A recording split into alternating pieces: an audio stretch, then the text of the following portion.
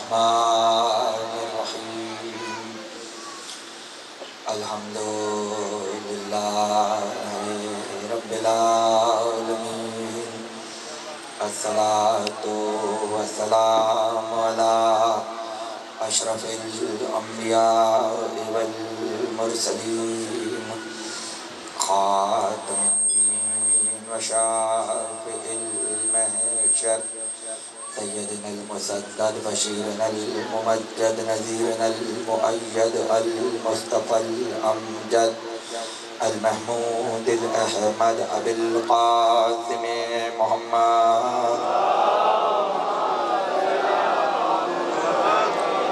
وآل بیتہ الطیبین الطاہرین المعصومین المظلومین الذين أذهب الله عنهم الرجس وطهرهم تطهيرا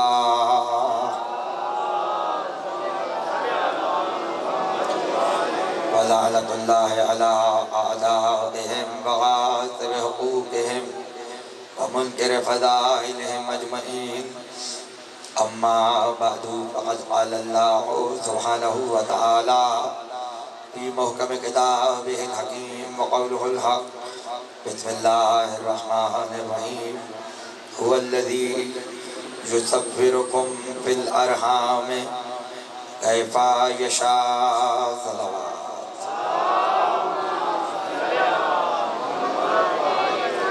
ایک مرتبہ اور صلوات پڑھیں آپ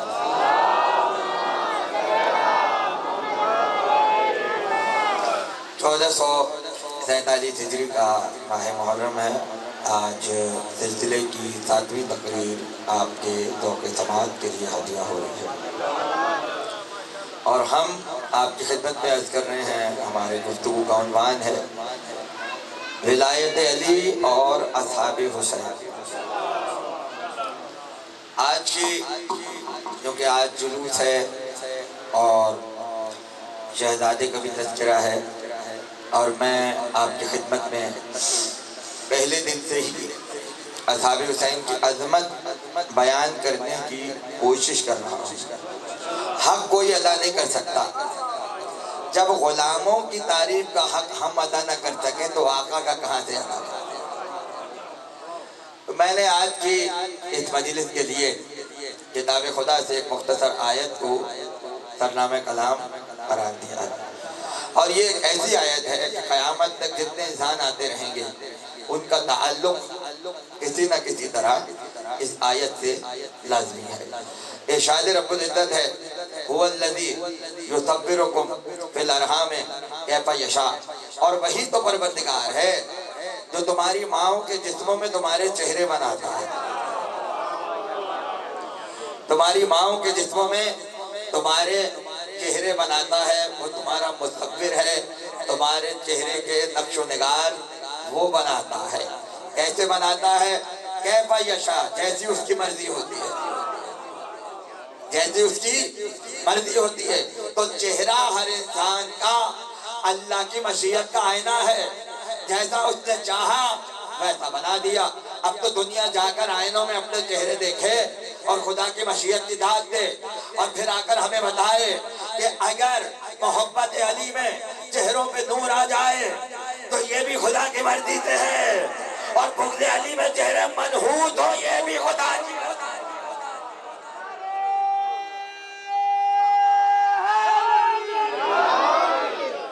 محبت علی میں اگر چہروں پر نور ہے تو پروردگار نے تو یہ کہا میں ہوں تمہارے چہرے بنانے والا، میں بناتا ہوں جیسا چاہتا ہوں ویسا بناتا ہوں۔ دیکھیے بچے کے چہرے کیسے ہوں آپ کا اختیار نہیں ہے۔ کوشش لوگ بہت کرتے ہیں بچہ خوبصورت ہو، بچہ گورا ہو اور چاند کا ٹکڑا ہو۔ ظاہر ہے کہ ہر ماں باپ کی یہی کوشش ہوتی ہے یا نہیں ہوتی؟ لیکن اختیار میں آپ کے نہیں ہے۔ کوشش کر لیجئے، ہوگا وہی جو اللہ چاہے گا۔ کیوں؟ اس لیے کہ مشیت جڑی ہوئی ہے۔ کیف یشاء، جیسے اللہ چاہتا ہے جیسی اللہ کی مشیت ہوتی ہے۔ اس لیے کہتے ہیں ماشاءاللہ جو اللہ چاہے۔ تو جب وہ چاہ رہا ہے تو آپ کو لیے جیسا چہرہ وہ چاہے گا ویسا چہرہ آپ کا بنے گا۔ اللہ نے چاہا تھا علی والے حسین ہو، اللہ نے چاہا تھا علی والے حسین ہو، بلکہ نہیں جملہ بدل رہا ہوں، اللہ چاہتا تھا حسین کے انصار کے چہرے محمد حسین میں خطورت ہو اور یزیدیوں کے چہرے بدصورت ہو۔ یزیدیوں کے چہرے نظر آئیں یزیدی ہے اور حسینیوں کے چہرے پتہ چلے کہ یہ حسینی ہے، چہرے سے پتہ چل جاتا ہے۔ تو آپ کی مرضی نہیں ہے، نہیں ہے، نہ آپ کے پاس بیٹا پیدا کرنے کا اختیار ہے نہ آپ کے پاس بیٹی پیدا کرنے کا اختیار ہے، یہ اللہ کی مرضی ہے، جس کو چاہے بیٹا دے جس کو چاہے بیٹی دے۔ ایسا بھی ہوتا ہے کسی کے یہاں سارے ہی بیٹے ہوتے ہیں بیٹی نہیں ہوتی، ایسا بھی ہوتا ہے آدھے بیٹے ہوتے ہیں آدھی بیٹیاں ہوتی ہیں، آپ کو کیا پتا، یہ تو اللہ کی طرف سے ہوتا ہے۔ اور ایسا بھی ہوتا ہے کسی کے یہاں بیٹے نہیں ہوتے پھر بیٹیاں ہوتی ہیں۔ اگلا جملہ کہہ دوں، کسی کے یہاں کچھ نہیں ہوتا ایک بیٹی ہوتی ہے۔ کہاں بیٹھے کچھ کہہ رہا ہوں، پیغمبر کے گھر میں کوئی بیٹا نہیں ہے مگر ایک بیٹی موجود ہے۔ اگر آج کسی کے 50 بیٹے ہوں تو گارنٹی نہیں ہے کہ نسل باقی رہے گی، مگر فاطمہ وہ ہے بیٹی ایک ہے، نسل پوری کائنات میں پھیلی ہوئی ہے۔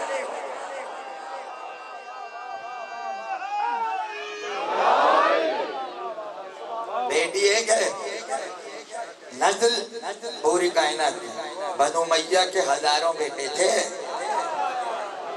بنی عباس کے کئی لڑکے تھے، مگر آج نام و نشان نظر نہیں آتا۔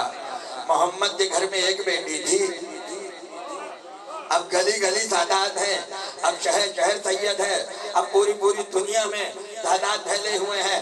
اسی کو تو برکت کہا جاتا ہے، اسی کو تو برکت کہا جاتا ہے۔ اور یہ برکت معراج پر پہنچے تو کثرت نہیں کہلاتی، کوثر کہلاتی۔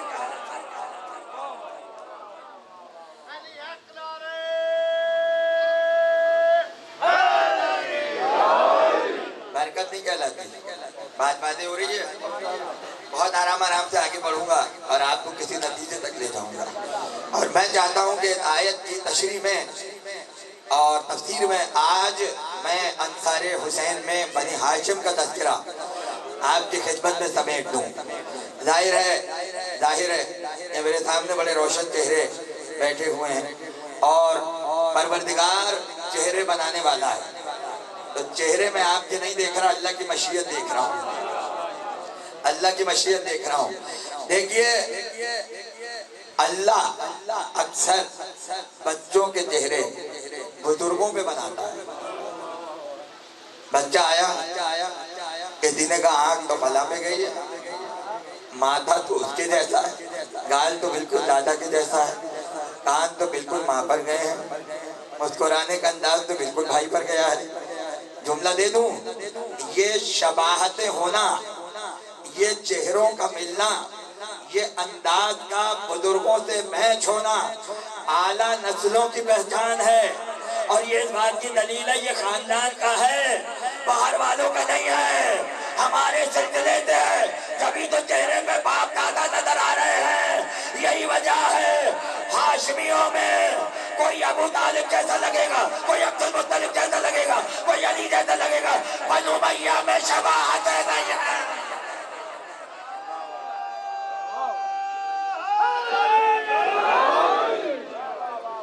بنو امیہ میں کسی کا چہرہ کسی کے جیسا ہے ہی نہیں۔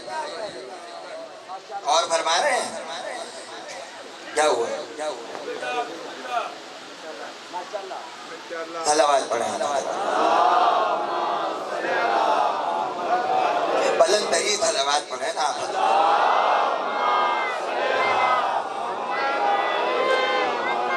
توجہ ہے، آنکھ تو فلاں پر، گال تو فلاں پر، کان تو اس کے جیسا، بال تو اس کے جیسے، ہنسنے کا انداز تو اس کے جیسا۔ تو شکر کیا کرو کہ اللہ نے اگلی نسل کو بزرگوں کے چہرے پر بھیجا، بزرگوں کے چہرے پہ بھیجا، اور وہ چاہتا ہے کہ کوئی نہ کوئی کسی کی شبیہ بن کر آئے، کوئی نہ کوئی کسی کے جیسا بن کر آئے۔ بچے کا چہرہ کہیں نہ کہیں اپنے گھر والوں جیسا ہو، کہیں ننیال جیسا ہو، کہیں ننیال جیسا ہو۔ اب جس کا جیسا چہرہ ہوگا ویسے ہی خاندان پتہ چل جائے گا، جیسے چہرے کے نقش و نگار ہوں گے، جیسا چہرہ ہوگا ویسے باپ دادا کا پتہ چل جائے گا۔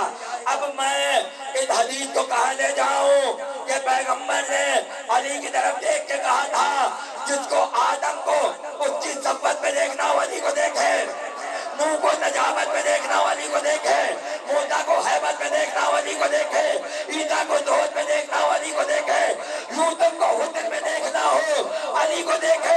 انبیاء کی شفاعتوں کو علی کے چہرے پر جمع کر دیا۔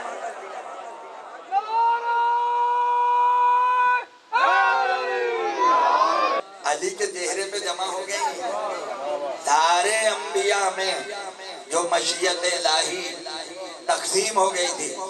ارے بھائی کیسے بھولا کہوں، اللہ نے چاہا آدم ایسے بنے، وہی عکس علی کے چہرے پہ رکھا۔ نوح ایسے بنے، نجابت علی کو دے دی۔ اب مجھے نہیں پتا علی کی صفتیں نبیوں میں تقسیم ہوئی ہیں کیا نبیوں کی صفتیں علی میں تقسیم ہو گئی ہیں؟ پیغمبر کی ایک حدیث ہے الولد سر لابی، بیٹا اپنے باپ کا راز ہوتا ہے، بیٹا اپنے باپ کا راز ہوتا ہے۔ کیا مطلب؟ کیا مطلب؟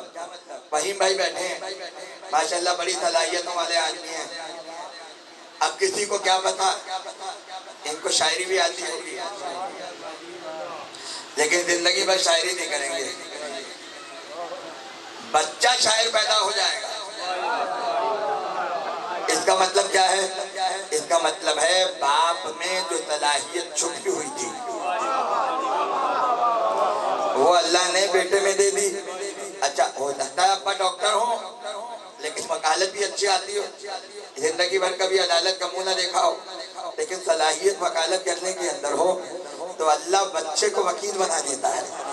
یعنی اگر بیٹے میں کوئی ایسی صلاحیت نظر آئے کہ جو باپ میں نہ ہو تو وہ بیٹے کی نہیں باپ ہی کی ہوتی ہے۔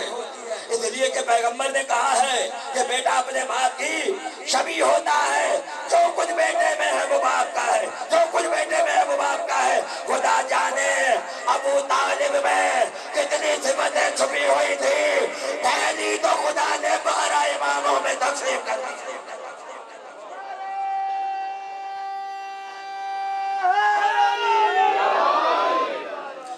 بھائی دیکھیں میں نے کل بھی کہا تھا نعرے کے ساتھ ایک مرتبہ درود لازمی ہوتا ہے۔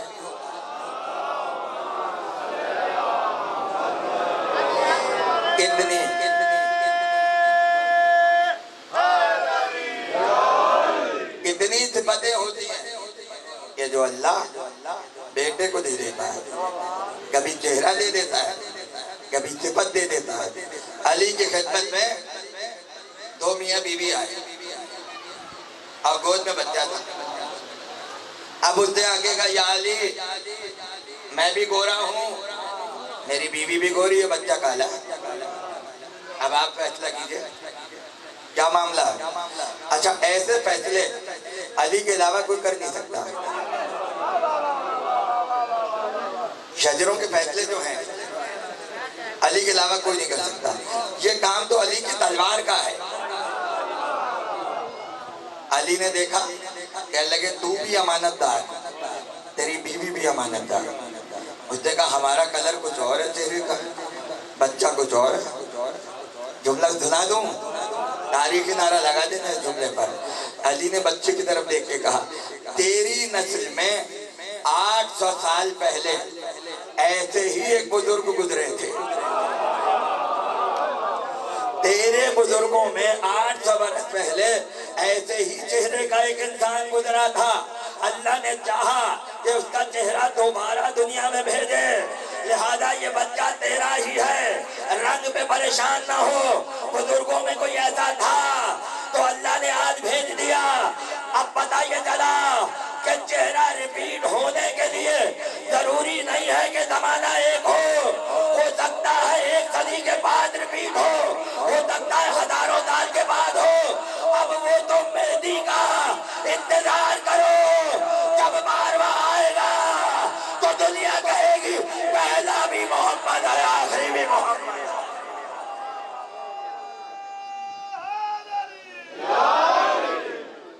پہلا بھی پھر وہی ہوا، ابھی بتایا نہیں، دوبارہ نعرہ لگے گا اور درود پڑھا جائے گا۔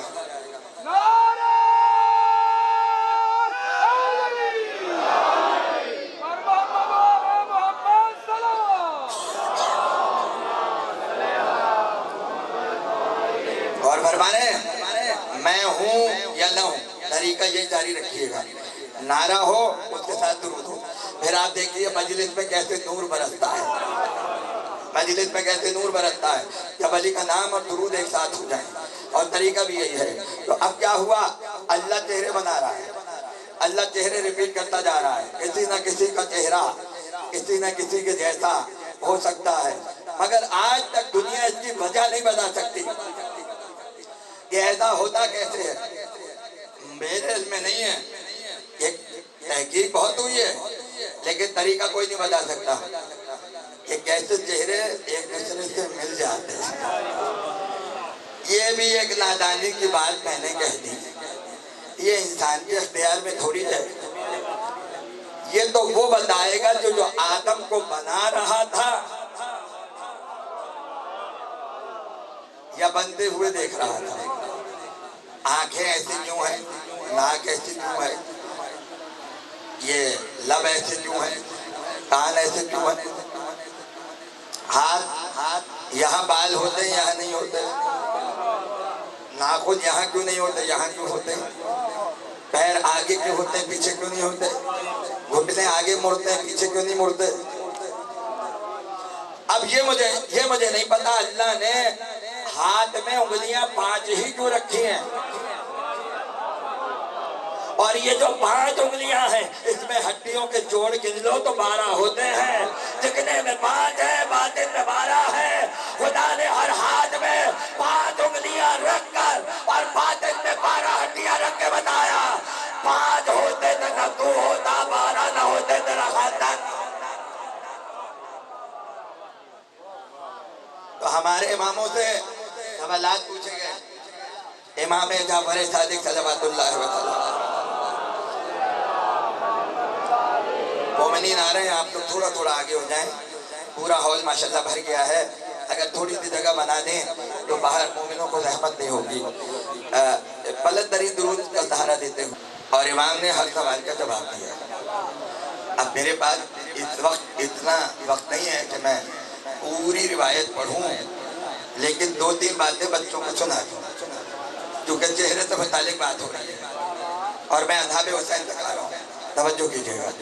پوچھا گیا آنکھوں کے اوپر یہ بھویں کیوں ہوتی ہیں، امام نے کہا اس لیے کہ اللہ آنکھ کی حفاظت کرنا چاہتا تھا، پسینہ گرے تو یہاں جمع ہو جائے اور یہاں جمع ہو کے سائیڈ سے گرے جیسے پرنالے سے پانی گرتا ہے۔ اسی نے کہا آنکھیں بادامی کیوں ہوتی ہیں، گول کیوں نہیں ہوتی، چکور کیوں نہیں ہوتی، امام نے کہا اس لیے تاکہ سرما آنکھ میں آرام سے جا سکے، اگر گول ہوتی ایسا نہ ہوتا، اگر چکور ہوتی ایسا نہ ہوتا۔ ناک کے نتنے سوراخ نیچے کیوں رکھے ہیں، اوپر کیوں نہیں رکھے، امام نے کہا اوپر رکھتے تو تمہارا نزلہ اور زہریلی رطوبتیں دماغ تک پہنچ جاتی، نیچے اس لیے رکھا ہے تاکہ بہہ جائے نیچے کی طرف، اور یہاں پہ منہ سے اس لیے رکھیں تاکہ جو کچھ ناک سے نکلے وہ تمہارے منہ کے اندر نہ جائے۔ کیسا چہرہ بنایا ہے پروردگار نے، کیسا چہرہ بنایا۔ کسی نے کہا کہ بال یہاں ہوتے ہیں مگر کبھی ہتھیلی پہ بال نہیں ہوتے، کروڑوں انسان ہیں دنیا میں مگر ایک بھی انسان ایسا نہیں ہے کہ جس کی ہتھیلی پر بال پایا جاتا ہو۔ وجہ بھی تو کوئی بتائے، وجہ صرف ہمارے اماموں نے بتائی ہے، پوری تاریخ انسانیت میں کسی امام نے نہیں بتایا کہ ہاتھوں پر بال کیوں نہیں ہوتے۔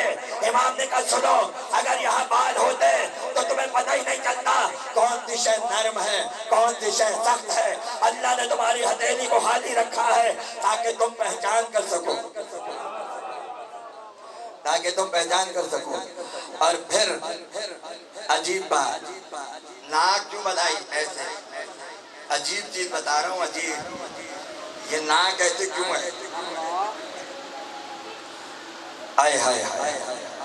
اور اس کے بعد پوچھا پیشانی جو ہے یہاں پہ بال نہیں ہوتے، یہاں رک گئے بال، یہ خالی ہے، پھر بال ہیں۔ میں قربان جاؤں ان جملوں پر کہ اللہ کی اگر یہاں بال ہوتے تو آنکھوں میں نور نہیں ہوتا،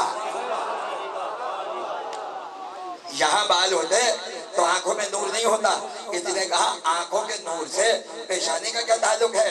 امام نے دلیل دی، کہنے لگے کبھی کبھی ایسا ہوتا ہے کہ دھوپ بہت تیز ہو جاتی ہے اور تمہاری آنکھیں دھوپ کو برداشت نہیں کرتی، تو تم کیا کرتے ہو؟ اس نے کہا ہاتھ کو یہاں رکھ لیتے ہیں۔ کہنے لگے یہ اس بات کی دلیل ہے کہ اگر پیشانی کھلی نہ ہوتی تو نور تمہاری آنکھوں میں نہ پہنچ پاتا۔ اس لیے امام نے چہرے پر پوری حدیث بیان کی ہے اور ایک ایک چیز بتائی کہ کان ایسے کیوں ہے، زبان ایسی کیوں ہے، ناک ایسی کیوں ہے، خدا جانے ہیں۔ بتا تو امام رہا تھا مگر لگ رہا تھا یہی بنانے والے ہیں۔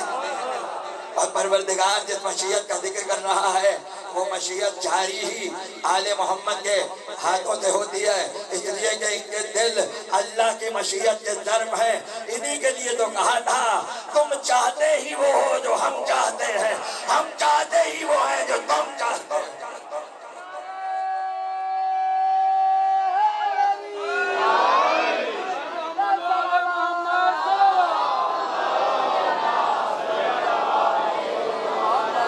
اور اب میں آ گیا اپنے مطلب تک جہاں تک آپ کو لانا تھا۔ ماشاءاللہ سارے آ گئے ہیں، میری بات پہنچ جائے تو میری تقریر کا مقصد حاصل ہو جائے گا۔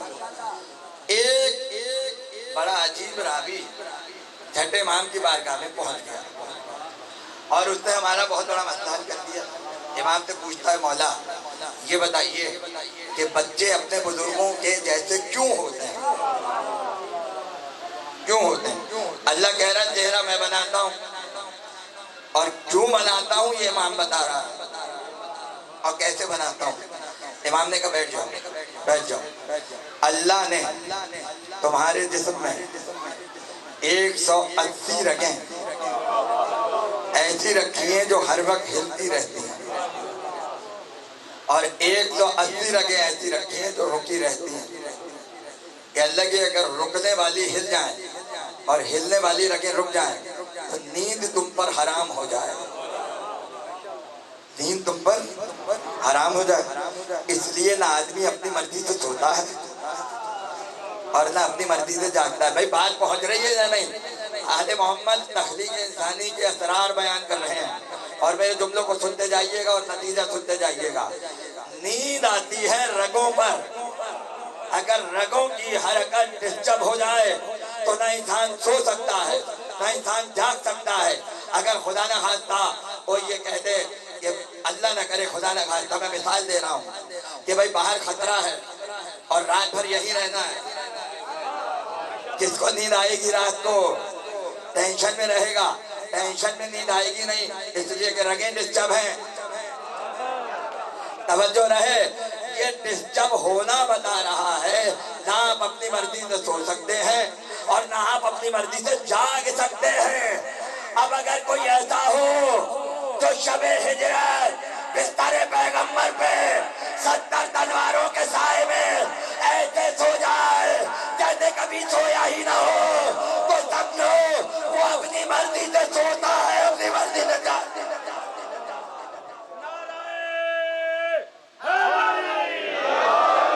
نہ اپنی مرضی سے سوتا ہے نہ اپنی مرضی سے سوتا ہے، نہ اپنی مرضی سے جاگتا ہے۔ میرے ساتھ ساتھ رہیے گا۔ 180 رگیں حرکت میں ہیں اور 100 رکی ہوئی ہیں۔ کتنی ہو گئی؟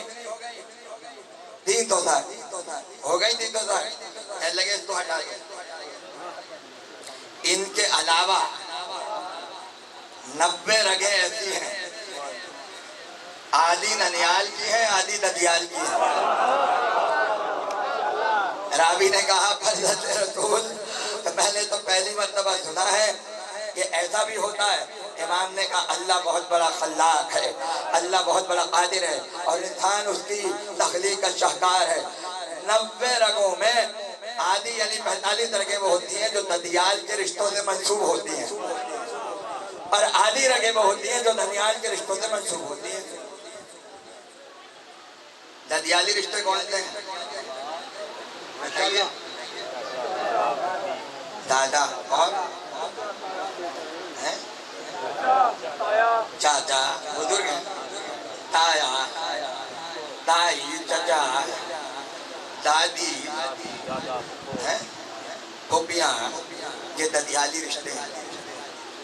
اور ننیالی کون سے؟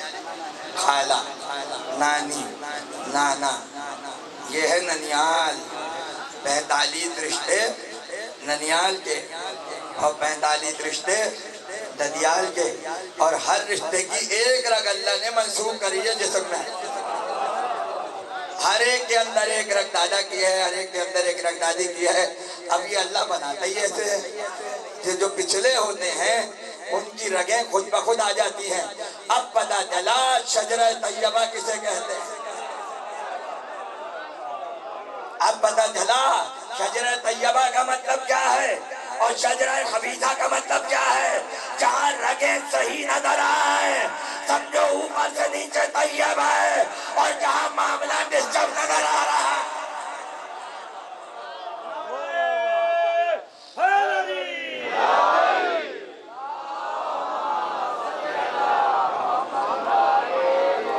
بات پہنچ رہی ہے، مجھے نتیجہ دینا ہے، ایک ایک جملے میں میرے ساتھ رہیے گا۔ اب بھائی مصیبت یہ ہو گئی ہے کہ یہ بات کسی کو پتہ ہی نہیں ہے کہ رشتے شادی سے نہیں بنتے۔ شہزادہ قاسم کی مسجد پڑھ رہا ہوں، توجہ کیجیے گا، رشتے شادی سے نہیں بنتے، اس لیے کہ انسان کے رشتے 3 طرح کے ہیں، ددیال، ننیال اور سسرال۔ سسرالی رشتے ہم بناتے ہیں، ننیال اور ددیال اللہ بناتا ہے۔ اب آپ کہیں گے یہ آپ نے کیا بات کر دی بھائی، شادی آپ نے اپنی مرضی سے کی ہے، اللہ نے نہیں کی ہے۔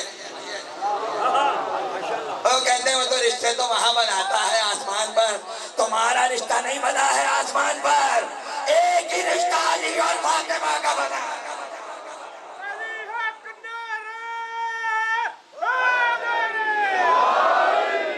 ایک رشتہ بنا ہے۔ دیکھ رہے ہیں آپ کیسا نور برس رہا ہے مجلس میں، یہ درود کا معجزہ ہے۔ رشتہ ایک ہی بنا بھائی، اپنے رشتے کو مت لاؤ بیچ میں۔ اچھا اگر طلاق ہو گئی تو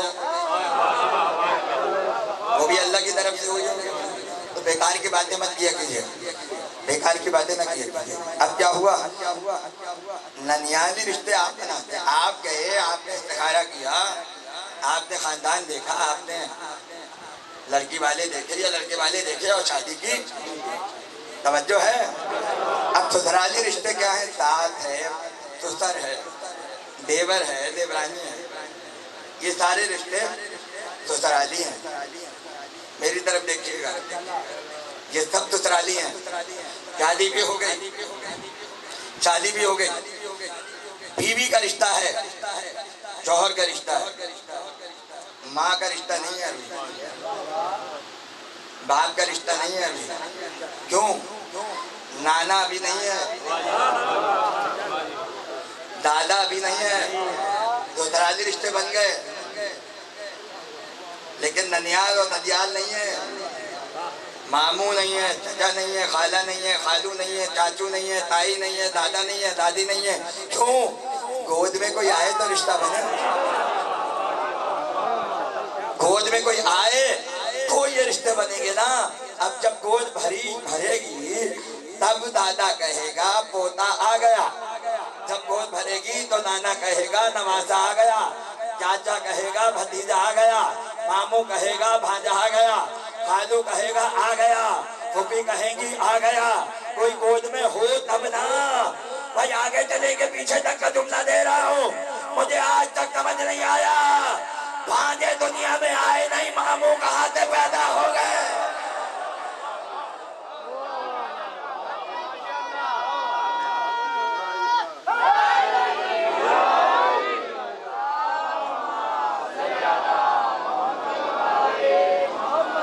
بڑا شوق ہے امت کو. توجہ ہے. کہاں سے آ گیا بھائی؟ جب فوج میں کوئی ہے ہی نہیں تو ماموں کہاں سے بن گیا؟ تو یہ نلیال اور ددیال اللہ بناتا ہے، اللہ بناتا ہے. اب امام فرماتے ہیں جب بچہ اس دنیا میں آتا ہے تو یہ جو 90 رگیں ہیں، آدھی نلیال کی اور آدھی ددیال کی، یہ اللہ کی راہ میں دعا کرتی ہیں اور کہتی ہے پروردگار آنے والے بچے کو ہمارا چہرہ دے دے، آنے والے بچے کو ہمارا چہرہ دے دے. خدا جس رگ کی دعا سنتا ہے آنے والا بچہ اسی کے چہرے پر پیدا ہو جاتا ہے. یہ رگوں کا اثر ہوتا ہے. اگر بچہ دادا جیسا ہے تو دادا کی رگ کا اثر ہے، اگر نانا جیسا ہے تو نانا کی رگ کا اثر ہے، اگر باپ جیسا ہے تو باپ کی رگ کا اثر ہے، اگر پھوپھا جیسا ہے تو پھوپھا کی رگ کا اثر ہے. مگر میں ہاتھوں کو جوڑ کے کہوں گا مولا جس کی رگ کا اثر ہوتا ہے اس کا چہرہ ہوتا ہے. اب اگر کوئی ایسا موجود ہو جس کی آنکھ عین اللہ ہو، چہرہ وجہ اللہ ہو، زبان لسان اللہ ہو، ہاتھ ید اللہ ہو،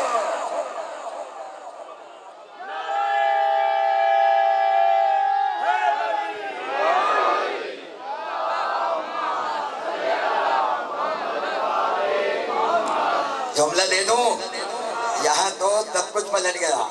چہرے کو وجہ اللہ کہا گیا، آنکھ کو عین اللہ کہا گیا، زبان کو لسان اللہ کہا گیا، کانوں کو اذن اللہ کہا گیا، ہاتھوں کو ید اللہ کہا گیا، پہلو کو جنب اللہ کہا گیا. تو اب باپ کا اثر بیٹے میں تو آتا ہے. اب یہ نہ کہو باپ نے کلمہ پڑھا یا نہیں پڑھا، یہ دیکھو رگے توحید کہاں پر ہے.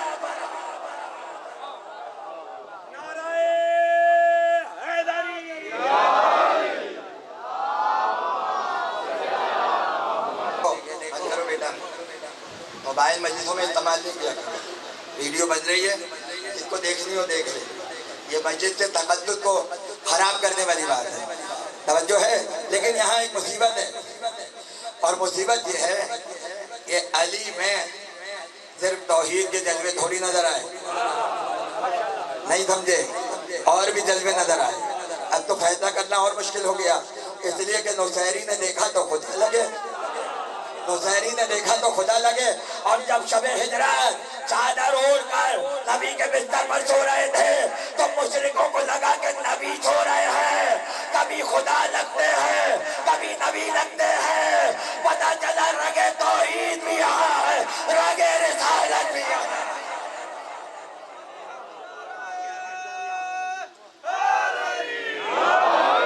رگے توحید بھی یہاں ہے.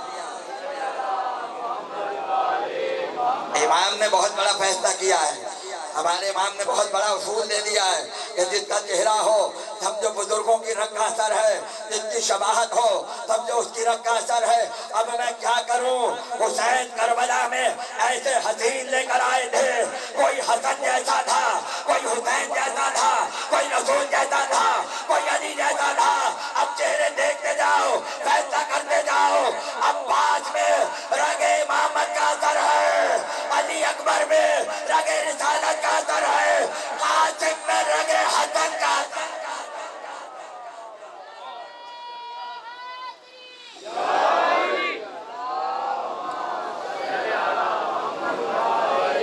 ایک مرتبہ اور بلند ترین صلوات.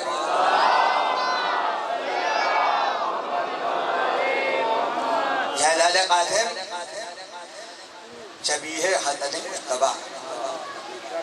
سمیٹ رہا ہوں گفتگو کو. بہت کم لوگوں کو معلوم ہے کہ خاندان رسالت میں کتنے شبیہ پیغمبر تھے. علی اکبر مشہور ہیں، اور بھی لوگ ہیں. خود جناب سیدہ چلنے میں ایسا لگتا تھا نبی چل رہا ہے، بولتی تھی تو لگتا تھا نبی بول رہا ہے. حسن سر سے سینے تک شبیہ رسول، حسین سینے سے پاؤں تک شبیہ پیغمبر. مسلم ابن عقیل شبیہ رسول.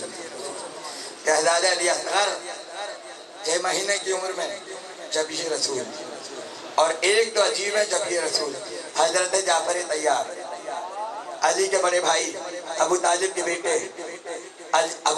بیٹے، یعنی طالب اور عقیل کے بعد حضرت جعفر طیار. ذکر کر چکا کچھ دن پہلے حضرت محمد کے مصائب سے پہلے یاد ہوگا نا، جعفر طیار کے لیے صحیح بخاری میں لکھا ہے اتنے شبیہ رسول تھے کہ اکثر کوئی دور سے دیکھتا تھا تو کہتا تھا السلام علیکم یا رسول اللہ،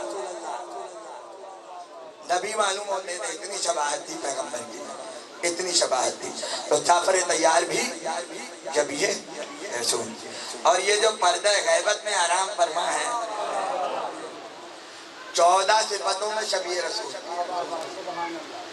نام بھی رسول کا، کنیت بھی رسول کی، القاب بھی رسول کے، منصب بھی رسول کا، جاہ و حشب بھی رسول کا، 14 چیزوں میں امام زمانہ شبیہ پیغمبر اسلام ہے۔ کربلا میں حسین شباہتوں کو لے آئے اپنے انصار کی شکل میں، اولاد عقیل سے 12 افراد کربلا میں شریک ہوئے، اولاد حضرت جعفر طیار سے 5 افراد کربلا میں شریک ہوئے، اولاد امام حسن سے بھی 4-5 افراد، شہزادہ قاسم کے بھائی کربلا میں شریک ہوئے، اور حضرت عباس کے 3 بیٹے کربلا میں شہید ہوئے، جناب زینب کے 3 بیٹے کربلا میں شہید ہوئے۔ یہ کیوں گنوا رہا ہوں؟ اس لیے کسی کا چہرہ جعفر طیار جیسا، کسی کا چہرہ ابو طالب جیسا، کسی کا چہرہ علی جیسا، خاندانی چہرے تھے، وجاہت تھی چہروں پر، اور ایسے حسین چہرے دنیا نے ایک جگہ کبھی دیکھے ہی نہیں تھے، معلوم ہے جب قاسم میدان میں آئے تو دشمنوں نے کیا کہا؟ عجیب جملہ ہے دشمنوں کا، دشمن تک نے تعریف کی ہے، کہتے ہیں قاسم آئے تو ایسا لگا چاند کا ٹکڑا آ گیا، بالکل یہی جملہ کتابوں میں شہزادہ قاسم کے لیے ملتا ہے، اور آج پوری دنیا میں حضرت قاسم کا دن منایا جاتا ہے۔ مہندی ایک ہی شہزادے کی ہوتی ہے، اس بحث میں نہ پڑنا کہ شادی ہوئی تھی یا نہیں ہوئی تھی، بس اتنا یاد رکھو ماں کا ارمان تھا کہ قاسم کی بارات آتی، ماں کا ارمان تھا کہ قاسم کی شادی ہوتی، مگر پورا نہ ہو سکا۔ عزاداری نام ہی اس کا ہے کہ جو حسرتیں بیویوں کے دلوں میں رہ گئیں وہی تو عزاداری میں کیا جاتا ہے۔ پانی نہیں پلایا سبیلیں لگی ہوئی ہیں، لاشا نہیں اٹھنے دیا تابوت اٹھ رہے ہیں، جھولا جل گیا، جھولے نکالے جا رہے ہیں، عباس کا علم بلند نہیں ہونے دیا، علم بلند کیے جا رہے ہیں، تو جو کربلا میں نہیں ہوا اسی کو کرنا تو عزاداری ہے۔ قاسم کی خوشی کی تمنا رہ گئی ماں کو، اس وجہ سے ہم غلام مہندی اٹھاتے ہیں، اور اس مہندی کا کمال یہ ہے کہ شیعوں سے زیادہ اہل سنت اس پر حاضری دیتے ہیں اور منتیں اٹھاتے ہیں، اور میں ذاتی طور پر ایسے اہل سنت کو جانتا ہوں کہ جو پرچ ادا پر آتے ہی قاسم کی مہندی کی وجہ سے، کیونکہ ان کے گھر آباد ہو گئے، ان کی شادیاں ہو گئی، وہ صاحب اولاد ہو گئے۔ دیکھا حسین کا معجزہ، کربلا کو کہاں سے کہاں حسین لائے، کتنی برکتیں ہیں حسین کی، اس لیے اس مہندی کی حفاظت کرنا، اپنا گھر تو کربلا میں لٹا دیا اور غلاموں کے گھروں کو آباد کر رہے ہیں۔ آج حسن کو قاسم کا پرسہ دیا جائے گا، آج ام پروہ کو یتیم کا پرسہ دیا جائے گا۔ عاشور کی شب تھی، حسین خیموں کو دیکھتے ہوئے جا رہے تھے، ایک خیمے میں حسین رکے تو حسین نے پردے کو ہٹا کر دیکھا، عباس کھڑے ہیں، علی اکبر کھڑے ہیں، اور ساتھ قاسم کھڑے ہوئے ہیں، اور آپس میں باتیں ہو رہی ہیں۔ اکبر نے کہا چچا کل جب جنگ ہوگی تو پہلے میں میدان میں جاؤں گا۔ عباس کہتے ہیں اکبر اگر تم چلے گئے تو زینب کا کیا ہوگا، اس لیے تم نہیں جاؤ گے، پہلے میں میدان میں جاؤں گا۔ اکبر نے کہا چچا آپ تو لشکر کے علمدار ہیں، اگر آپ چلے گئے تو بابا کی کمر ٹوٹ جائے گی، اس لیے چچا میں آپ کو مقتل میں کیسے جانے دوں۔ عزاداروں جب دونوں کہہ چکے تو قاسم نے کہا چچا نہ تم جاؤ گے اور بھیا علی اکبر نہ تم جاؤ گے، اس لیے کہ اگر میں چلا گیا اور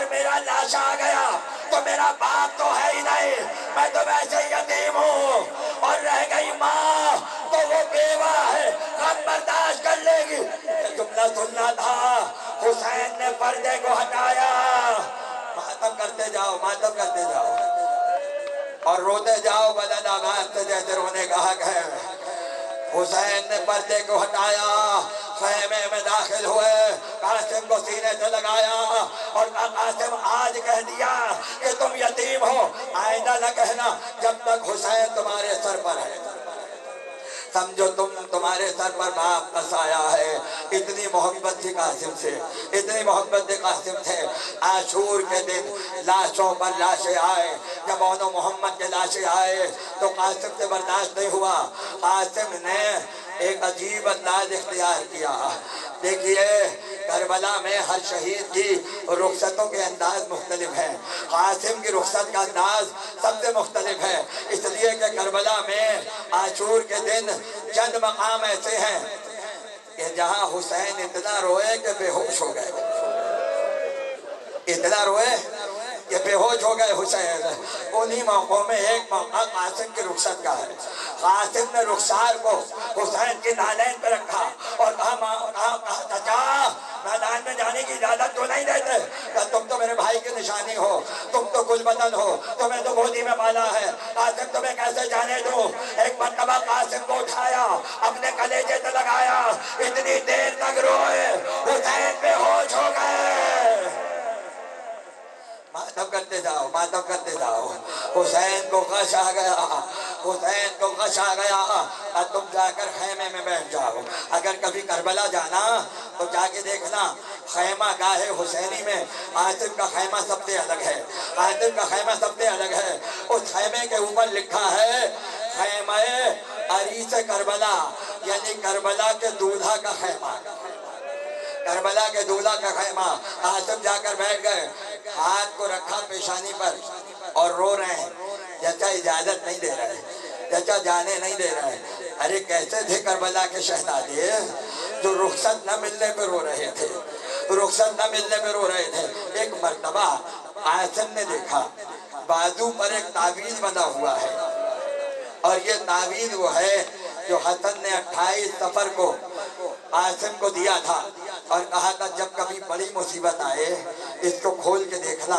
میں قربان جاؤں، 50 ہجری میں حسن کی شہادت ہے، 61 ہجری میں کربلا کا واقعہ ہے، 10 سال درمیان میں ہے۔